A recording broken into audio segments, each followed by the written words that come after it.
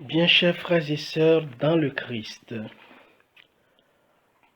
en ces temps si particuliers où nous sommes tous et toutes à la recherche de paix et de sérénité dans notre cœur, je viens de la part de notre Seigneur Jésus-Christ vous souhaiter la paix et la sérénité qui viennent de lui.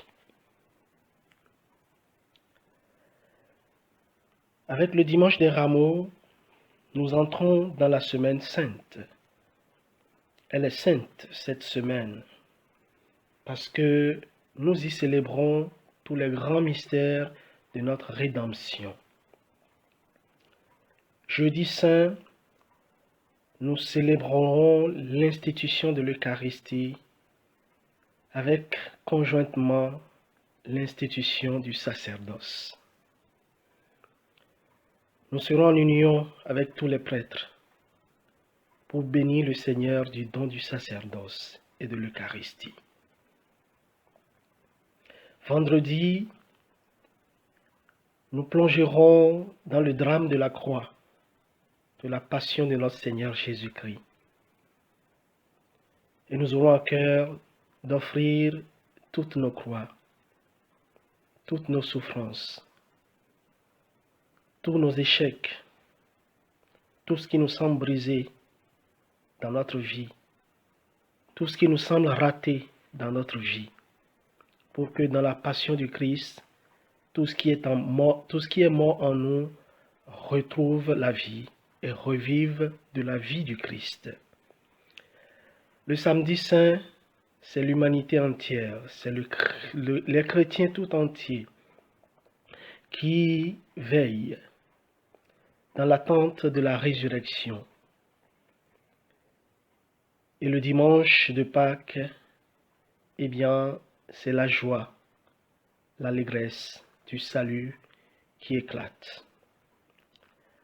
Je voudrais partager avec vous une méditation sur les textes du dimanche des Rameaux. Plus particulièrement, ma méditation va porter sur ce que j'appelle le paradoxe du dimanche des Rameaux. Le dimanche des Rameaux combine le récit de l'entrée triomphale de Jésus à Jérusalem avec le récit de la passion violente de Jésus. La foule est la même qui a acclamé Jésus lorsqu'il entrait triomphalement à Jérusalem et qui, quelques jours plus tard, réclame violemment et à grands cris « Crucifie-le, crucifie-le ». Mais alors, que s'est-il passé? Qu'est-il arrivé entre l'entrée triomphale de ce Jésus dont quelques jours plus tard, on réclame à grands cris la mort? Est-ce dû au caractère versatile de la foule, facilement manipulable? Est-ce dû au manque de conviction propre à toute foule? Peut-être. Mais il me semble que le drame repose plus profondément sur un gros malentendu, sur une grosse méprise, une erreur de lecture qui a conduit le peuple, qui a conduit cette foule à une grosse déception. Et nous savons que nos déceptions, lorsqu'elles sont grandes et cruelles, peuvent déboucher, hélas, sur l'amertume et parfois, malheureusement, sur la violence et la guerre. La foule, c'est la foule des Juifs. Et quelle est l'espérance des Juifs? Qu'est-ce qu'un Juif attend le plus profondément? Eh bien, la foule des Juifs attend depuis des lustres un Messie glorieux, un Messie roi, chef de guerre, qui rétablirait la royauté de David, qui a été traîné dans la boue depuis, qui est disparu, et qu'on attend avec impatience. Un roi glorieux, chef de guerre, qui combattrait l'ennemi et libérerait Jérusalem de l'occupant romain. Sur Jésus, sur la personne de Jésus, qui guérissait les malades, ressuscitait les morts, annonçait la libération, prenait ouvertement la défense des pauvres, des opprimés, eh bien, cette foule a aussitôt reporté cette espérance messianique. Et Jésus lui-même, ouvertement, a assumé ce statut de Messie, d'envoyé de Dieu, pour la libération de son peuple. Le peuple va alors projeter non seulement son espérance, mais aussi sa conception d'un Messie triomphateur, chef de guerre sur la personne de Jésus. Et c'est là que commence le gros malentendu, la grosse erreur de lecture. Même les disciples de Jésus sont vite entrés dans cette lecture d'un Messie roi à la tête d'un royaume avec un pouvoir temporel. Souvenez-vous des deux disciples, les deux fils de Zébédée qui viennent avec leur maman, eh bien, demander clandestinement à Jésus de bien vouloir leur réserver eh bien, une place, l'un à sa droite, l'autre à sa gauche. Et que les autres disciples l'ayant appris, eh bien, s'indignèrent et Jésus a été obligé de remettre les choses en place. Et pourtant, Jésus a souvent refusé d'endosser ce rôle de roi à la puissance militaire. Il n'a jamais voulu d'autre force que celle de l'amour. Le malentendu a traîné, a persisté et a atteint son sommet avec l'entrée triomphale de Jésus à Jérusalem. Pour beaucoup de ceux qui le suivaient en ce moment, eh bien, c'est bientôt la révolution qui rétablira la royauté de David. Ils ont bien remarqué que Jésus n'entrait pas à Jérusalem monté sur un cheval, mais sur une ânesse, une bête de somme pacifique, affectée aux basses besognes. Ils ont bien remarqué, mais ils n'avaient pas en ce moment la capacité de l'interpréter comme il fallait. Jésus, eh bien, n'était pas un roi chef de guerre, mais un roi serviteur. Et il aura fallu des années et des années, des siècles, après la mort de Jésus, la résurrection de Jésus, pour que nous commencions à entrer vraiment dans cette vision de roi serviteur. Et jusqu'à nos jours, eh bien, le pouvoir comme service n'est pas encore totalement, eh bien, entré dans les mœurs. Jésus va finir sur la croix. Entrer à Jérusalem avec cette foule qui l'acclamait et qui se disait, ça y est, bientôt on va y arriver, la révolution, eh bien, entrer à Jérusalem, il ne se passe rien de tout ce que la foule avait imaginé. Non, la révolution n'aura pas lieu. La libération est reportée, compromise pour beaucoup. Au contraire, encore, les choses tournent mal pour Jésus.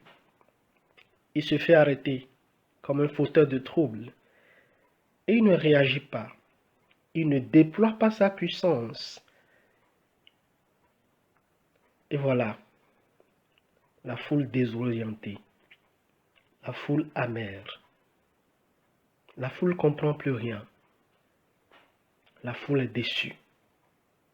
Jésus n'était donc pas le Messie attendu. La déception est cruelle pour beaucoup.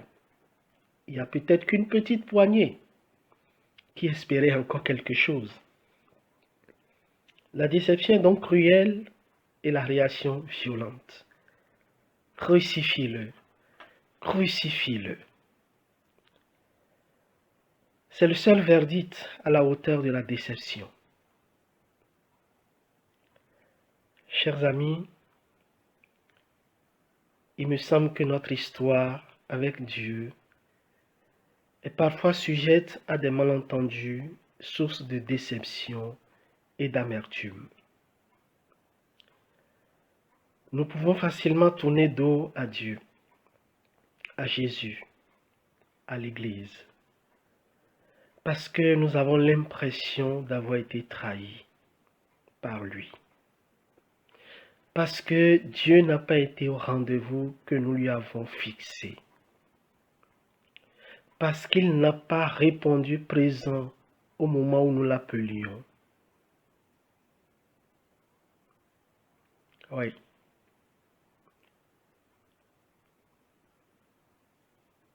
Dieu peut-il décevoir?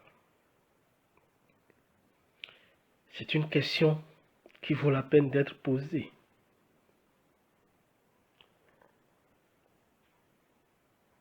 Dieu peut-il décevoir? Non. Mais à condition que nous nous armions de patience.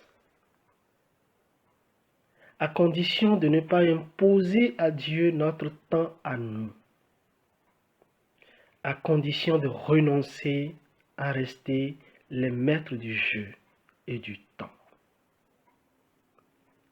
Vous savez, la plupart de ceux que nous rencontrons qui disent « Moi je ne crois pas en Dieu, Dieu n'existe pas », lorsque vous grattez, lorsque vous creusez, eh bien ce n'est pas des gens qui ne croient pas en Dieu. C'est des gens qui ont des conflits avec Dieu. C'est des gens qui ont des comptes à régler avec Dieu. Parce qu'ils se sentent déçus. Parce qu'ils ont fixé un rendez-vous à Dieu à 9 heures. Et Dieu n'est pas venu à 9 heures. Mais ils n'ont pas eu la patience d'attendre Dieu qui a prévu d'arriver à 15 heures. Et c'est là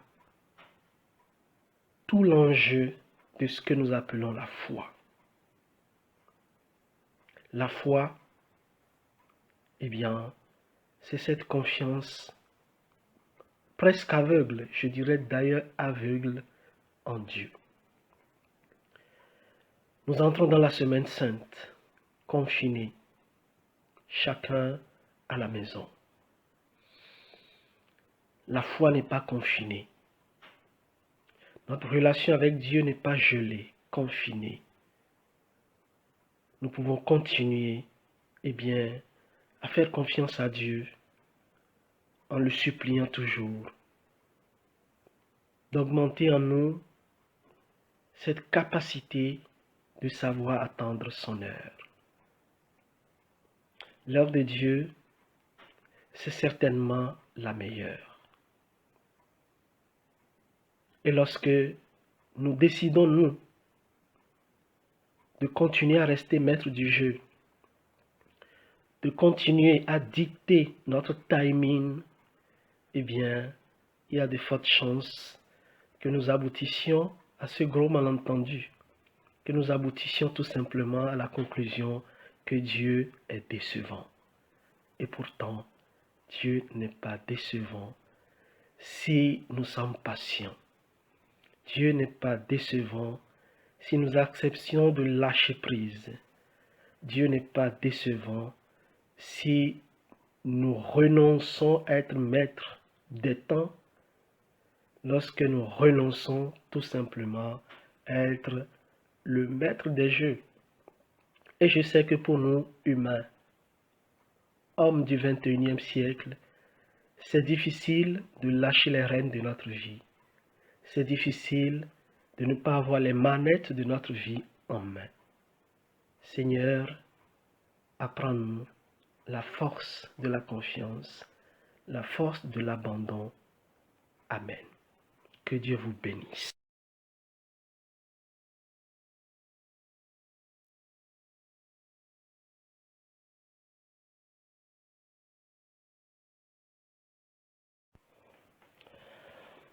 Frères et sœurs bien-aimés, aujourd'hui, nous entamons le Triduum pascal.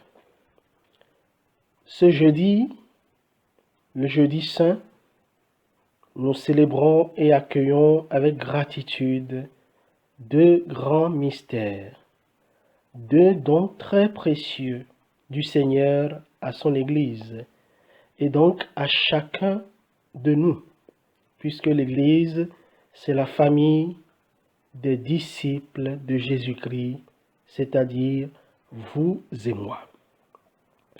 Ces deux dons très précieux, eh bien, ce sont l'Eucharistie et le sacerdoce. Je voudrais nous proposer dans cette méditation d'approcher le mystère de l'Eucharistie par la porte de l'amour qui se donne et se livre jusqu'au bout. Je dis bien approcher. J'emploie le verbe approcher le mystère de l'Eucharistie et pas le verbe saisir. Nous allons essayer de contempler ce mystère, de nous laisser saisir par sa beauté et non pas essayer de le comprendre par notre raison. Le propre du mystère, surtout quand il a trait à Dieu, il me semble, c'est d'être insaisissable, d'être inépuisable. Notre raison peut y comprendre quelque chose, mais elle ne peut l'épuiser. L'évangile de ce jour, qui relate le lavement des pieds au cours du dernier repas pascal de Jésus, commence ainsi. Avant la fête de Pâques, sachant que l'heure était venue pour lui de passer de ce monde à son Père, Jésus, ayant aimé les siens qui étaient dans le monde, les aima jusqu'au bout. Jusqu'au bout. Ce récit, qui évidemment renvoie au contexte eucharistique, nous conduit à comprendre l'Eucharistie comme une invention de l'amour de Jésus qui, parce qu'ayant décidé d'aller jusqu'au bout de son amour pour les siens, trouva le moyen de continuer à rester présent parmi eux tout en étant physiquement absent. Aujourd'hui, je veux dire, de nos jours, beaucoup de technologies nous aident à comprendre un peu mieux le miracle de l'Eucharistie, qui est tout simplement le miracle d'un absent qui veut rester présent au milieu de ceux qu'il aime. Un père de famille qui part, par exemple, pour des raisons professionnelles, à l'autre bout du monde, peut, tout en étant absent, continuer à rester d'une certaine façon présent auprès de sa femme, de ses enfants, de sa famille, de ses amis, à travers les outils de télécommunication et en particulier les applications de vidéocommunication telles Skype, WhatsApp, Viber, Facebook Messenger, FaceTime, etc. Et d'ailleurs, ce temps de long confinement que nous vivons, eh bien, nous a montré combien peuvent être utiles et bienfaisants tous ces outils de télécommunication et de vidéocommunication. Ce miracle, Jésus l'a réalisé à la perfection il y a plus de 2000 ans, pour nous. Il était à la veille de sa mort violente, que nous célébrerons d'ailleurs le vendredi saint, demain. L'atmosphère était grave à table. Au cours du repas du soir, il prend du pain ordinaire, utilisé dans le repas pascal juif. Il dit la bénédiction et le donne à ses disciples en disant, « Ce pain que vous allez manger, c'est mon corps qui est livré pour que vous ayez la vie. » Il n'a pas dit, « Ceci ressemble à mon corps. Ceci est comme mon corps. » Il a dit, « Ceci, c'est mon corps qui est livré pour vous. » Quand ils ont fini de manger ce pain, corps de Jésus, il prend une coupe remplie de vin tiré du fruit de la vigne, dit la prière de bénédiction et la leur donna en disant, « Ce vin qui est dans cette coupe, c'est mon propre sang qui va être versé pour que vous entriez dans une nouvelle alliance d'amour avec Dieu. » Et là encore, il n'a pas dit, c'est comme mon sang, cela ressemble à mon sang. Il a dit, c'est mon sang. Et il ajoute à la fin, faites cela en mémoire de moi. C'est-à-dire, je vous demande de continuer à me rendre présent à travers ce geste et ces paroles. Parce que je veux continuer à être présent parmi ceux que j'aime, c'est-à-dire mes disciples, c'est-à-dire aujourd'hui, vous et moi, la communauté des croyants, la famille des disciples de Jésus, l'Église. Le corps et le sang de quelqu'un, c'est cette personne elle-même. Le corps et le sang de Jésus, c'est bien Jésus lui-même. Et chaque fois qu'au cours d'une messe, le prêtre répète ce geste et ces paroles, eh bien, c'est Jésus lui-même qui se rend réellement présent au milieu de ses amis. Ici, sa présence n'est pas virtuelle, comme dans le cas des réseaux sociaux. Sa présence est réelle. Et c'est là que réside tout le mystère de l'Eucharistie. Comment Jésus peut-il se rendre réellement présent sous les apparences d'un morceau de pain et d'un peu de vin, juste parce qu'un prêtre, en obéissance à la volonté de Jésus, a posé les mêmes gestes et a prononcé les mêmes paroles multiséculaires de Jésus. Nous savons le pourquoi, mais le comment, non, nous échappe. Chers amis, aujourd'hui, je nous propose de laisser le mystère de l'Eucharistie intact, de l'accueillir tel qu'il est, à la fois beau et insaisissable, sublime et mystérieux. La tentation de l'homme, surtout de l'homme moderne, face au mystère qui le dépasse, face au mystère qui résiste à sa petite raison, c'est ou de le nier en le ridiculisant, ou de tenter de le saisir en le réduisant, en le ramenant au raisonnable et au rationnel. Le mystère de l'Eucharistie ne s'adresse pas d'abord à la raison, il s'adresse au cœur. Il ne demande pas à être épuisé par la compréhension rationnelle, il demande à être accueilli dans la foi et dans l'amour. Rappelons ici le secret du renard au Petit Prince d'Antoine de Saint-Exupéry. Le renard dit au Petit Prince, on ne voit bien qu'avec le cœur, l'essentiel est invisible aux yeux. Oui, l'essentiel très souvent ne réside pas dans les apparences, mais au-delà des apparences, sous les apparences.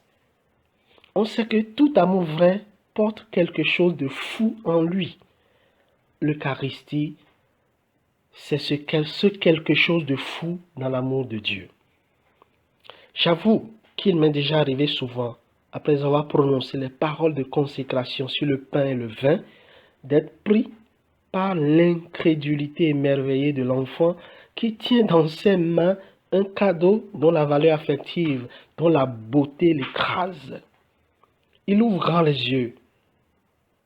Doit-il croire que ce cadeau qu'il tient en ses mains est réel ou est-ce un rêve? Chers amis, disons tout simplement à Jésus, merci. Merci pour cette invention merveilleuse de son amour, par laquelle il continue d'être vivant au milieu de nous jusqu'à la fin des temps.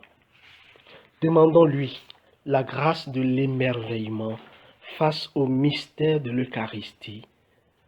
Malgré parfois nos doutes, nos négligences, notre désinvolture, lorsque nous approchons de la table sainte sans préparation, sans toute la conscience qu'il faut pour pénétrer dans cette Eucharistie. L'Eucharistie, c'est le mystère de l'amour qui se donne jusqu'au bout. Puissions-nous, chaque fois que nous recevons Jésus dans la communion eucharistique, recevoir un peu de force pour nous émerveiller dans la vie, pour nous émerveiller dans la création de Dieu, pour nous émerveiller sur le chemin de l'amour gratuit des autres. Amen. Dieu vous bénisse.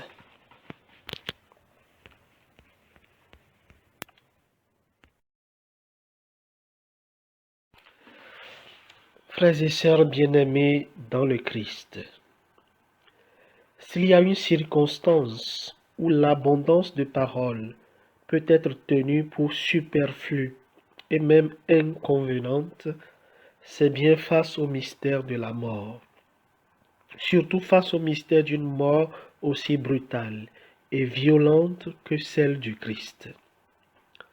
C'est si vrai que même la liturgie de ce jour recommande de se contenter d'une brève homélie pour laisser plus d'espace au silence.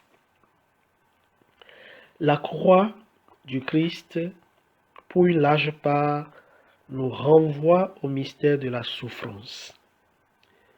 Pourquoi la souffrance dans le monde? Pourquoi la souffrance dans notre vie?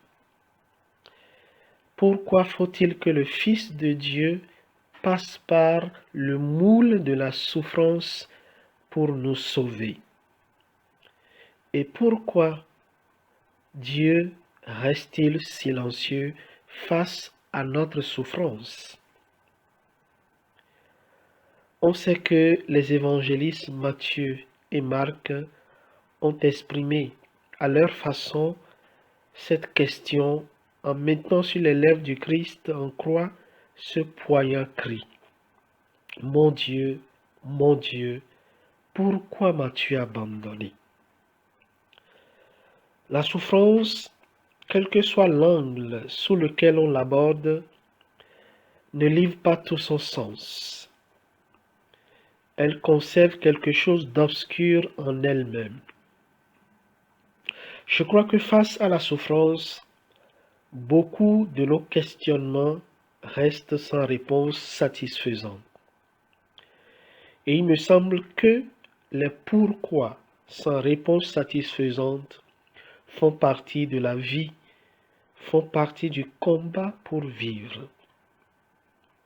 Il nous faut parfois accepter avec courage et foi d'être sans réponse immédiate à certaines équations trop complexes de la vie. Le Dieu que Jésus nous révèle n'épuise pas la souffrance. Il ne la supprime pas non plus, mais il vient la porter avec nous. Il vient cheminer avec nous en ami sur nos chemins de détresse et de souffrance. Dieu certainement n'est pas l'ennemi de la vie. Dieu ne prend pas plaisir à la douleur de l'homme. Dieu est l'ami de la vie. Il est le compagnon de l'homme et de l'homme souffrant. Voilà le cœur du message de la passion du Christ que nous célébrons aujourd'hui. Et la croix du Christ nous ouvre à l'espérance qui nous permet de traverser la souffrance sans être écrasé, de vivre les épreuves comme des douleurs d'enfantement qui déboucheront sur des horizons nouveaux. Espérer, ce n'est pas dire que tout va bien quand ça va mal ou quand ça fait mal. Espérer, c'est continuer d'avancer malgré la douleur, malgré les pleurs, malgré les déceptions, malgré la peur, malgré les inquiétudes. Espérer, c'est laisser la chance à la vie, c'est laisser le temps à Dieu. Cette espérance, Jésus sur la croix l'a exprimée lorsqu'avant d'expirer, il trouva la force de dire « Père, entre tes mains, j'abandonne mon esprit. » Seigneur Jésus, tu connais nos chemins d'hommes et de femmes fragiles, éprouvés par la souffrance, meurtris par les échecs, écrasés par le mal. Donne-nous la force de nous appuyer constamment sur ta croix pour continuer d'avancer pas à pas dans la douleur, dans l'inquiétude, vers le matin de la résurrection glorieuse. Amen.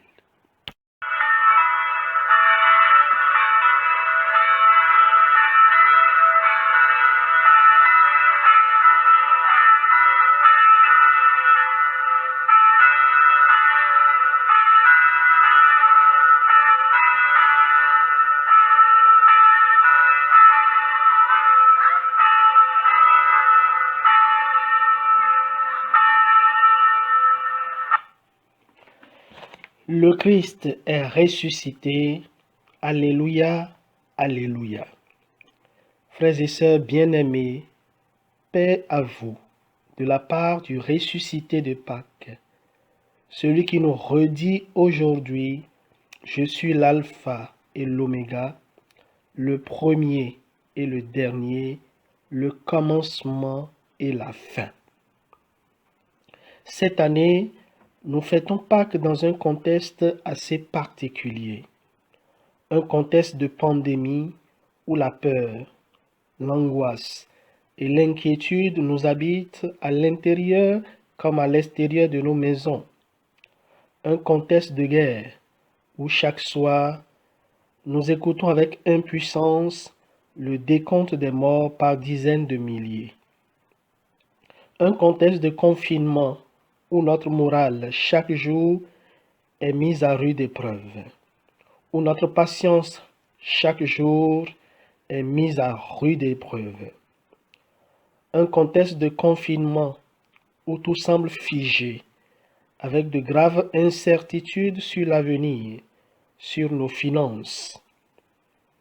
En méditant l'événement de la résurrection du Christ dans ce contexte difficile, une voix, une petite voix, n'a cessé de répéter en moi, « Ne pleure pas, ne pleure pas ». Et c'est le message de cette petite voix que je viens partager avec toi, mon frère, avec toi, ma sœur. Ne pleure pas. L'événement de la résurrection a lieu à la pointe de l'aurore, c'est-à-dire à cette heure où on passe progressivement de la nuit finissante au jour naissant. Pour les femmes qui ont reçu les premières, l'annonce de la résurrection, la nuit a été longue, très longue, comme notre confinement aussi nous paraît long. C'était la nuit des espoirs brisés, la nuit des attentes déçues, la nuit des rêves éteints, la nuit des peurs, la nuit des insécurités, la nuit des inquiétudes, la nuit des interrogations sans réponse, la nuit du que sera demain.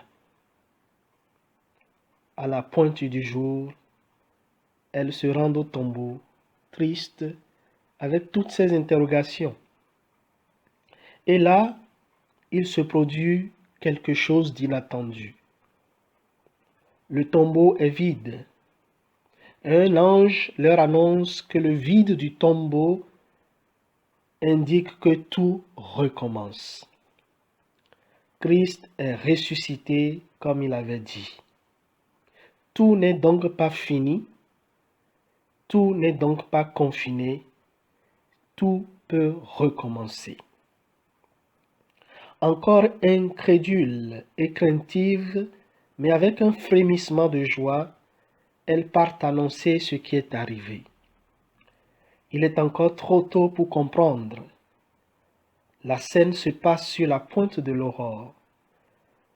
Ce n'est pas encore la clarté du jour. Ce n'est pas encore la pleine lumière, mais c'est déjà un début de lueur, un début d'espoir, un début de lumière. Il faudra du temps.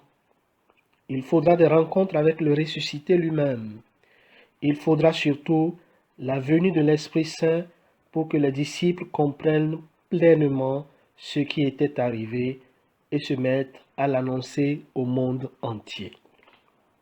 Frères et sœurs bien-aimés, le chemin de la vie est une lente, progressive et difficile maturation. L'enfant conçu aujourd'hui ne peut prétendre venir au jour dès le lendemain.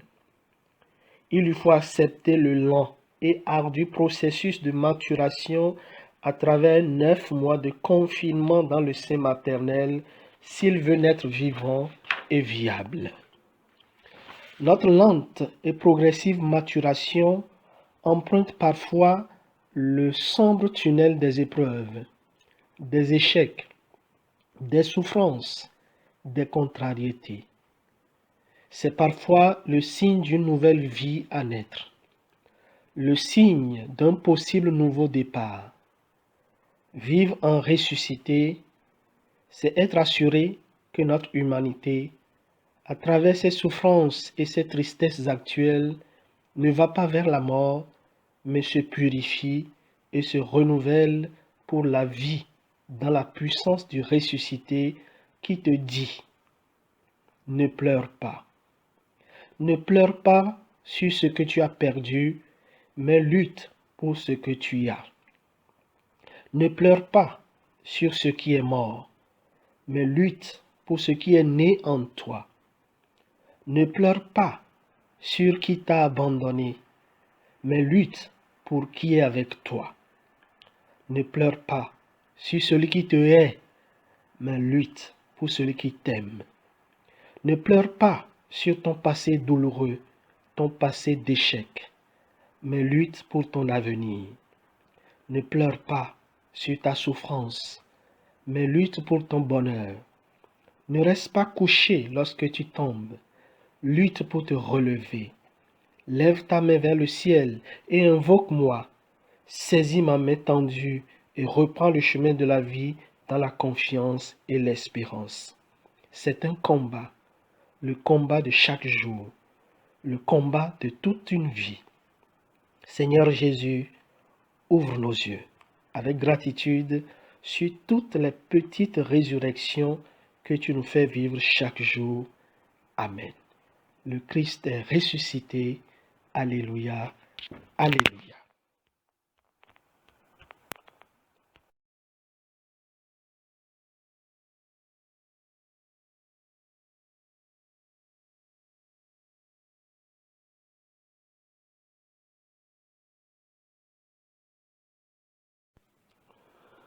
Le soir venu, en ce premier jour de la semaine, alors que les portes du lieu où se trouvaient les disciples étaient verrouillées par crainte des Juifs, Jésus vint, et il était là au milieu d'eux.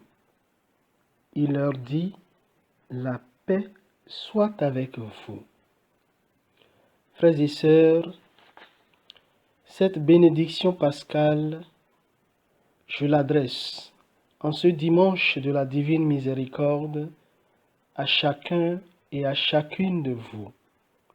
La paix soit dans vos cœurs, dans vos maisons et sur vos familles. Nos cœurs troublés, comme autrefois ceux des disciples verrouillés par crainte des Juifs, ont besoin de cette paix, c'est-à-dire de cette force intérieure qui nous permet de ne pas céder à la peur, à l'agitation et à l'angoisse aux heures difficiles, aux heures d'épreuve. L'événement de la résurrection de Jésus, dans la plupart des récits évangéliques, s'est heurté à l'incrédulité, au doute, au refus de croire des disciples. Jésus ressuscité, à ses apparitions, n'est pas reconnu. Il doit s'identifier, insister et convaincre les disciples par la parole et par des signes que c'est bien lui, Jésus, crucifié et mort, qui est là, vivant, devant eux, avec eux. À chaque apparition, Jésus constate, avec parfois une pointe de déception, le manque de foi bien ancré de ses disciples. Tant mieux, j'ai envie de dire. Tant mieux, parce que au moins, on ne dira pas, sans mauvaise foi, que la résurrection du Christ est une invention de gens sans culture, sans esprit critique, trop facilement crédules. Les disciples n'étaient pas des gens faciles à croire. Ils étaient beaucoup plus cartésiens qu'on ne l'a pensé. Ils n'ont souvent donné leur foi en la résurrection du Christ que sous le coup de l'évidence. Le disciple qui a cristallisé et porté à sa plus forte expression cette attitude, vous vous en doutez, c'est bien Thomas. Thomas est souvent perçu comme le disciple qui pose le doute comme chemin vers la vérité.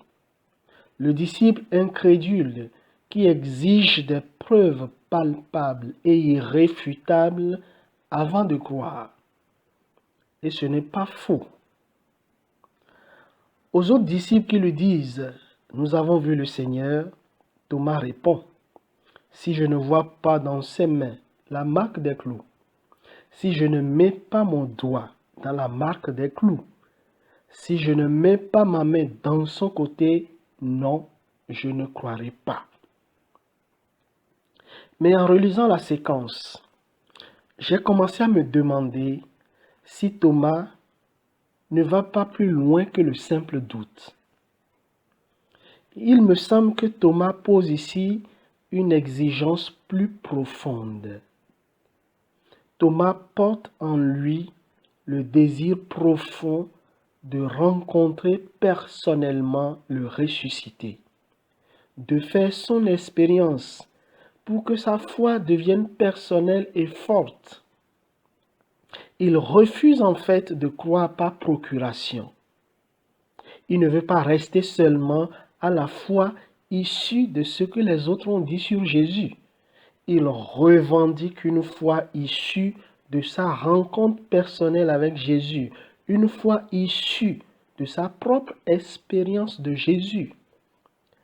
Il trouve profondément frustrant que lui, Thomas, ne puisse pas rencontrer le ressuscité comme les autres l'ont rencontré, qu'il ne puisse pas faire lui-même l'expérience de Jésus ressuscité, le voir, le toucher, l'étreindre sur son cœur.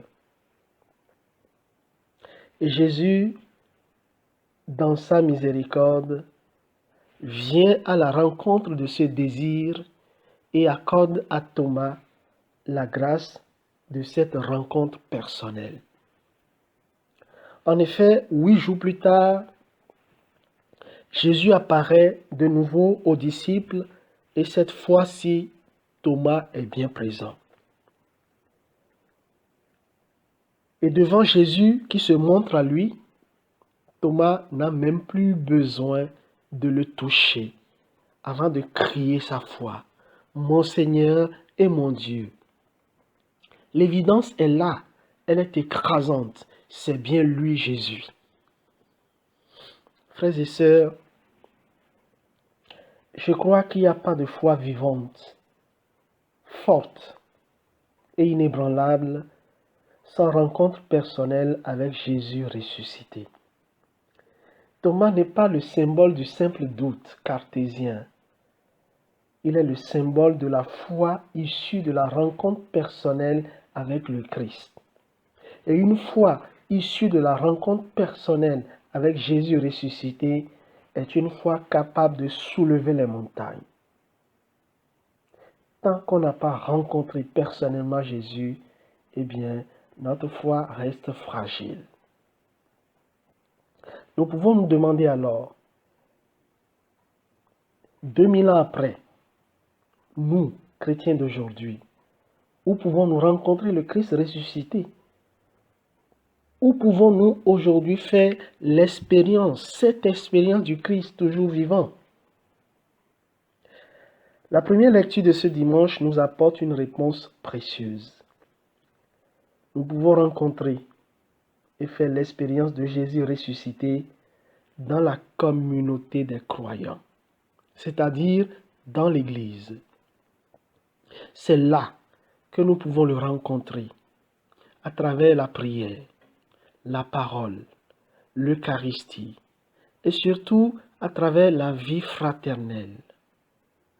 C'est vrai, nous pouvons rencontrer Jésus en dehors des limites visibles de l'Église. Tant mieux. Mais la foi issue de cette rencontre est appelée à venir se nourrir, se fortifier et grandir dans l'Église. L'Église, c'est la terre nourricière où notre foi prend racine, grandit et porte du fruit dans la vie quotidienne. Merci Jésus pour ton Église, pour ce qu'elle apporte de beau, de grand et de vital au monde. Fais-nous aimer ton Église. Fais-nous grandir dans ton Église et fais de nous ton Église. Amen.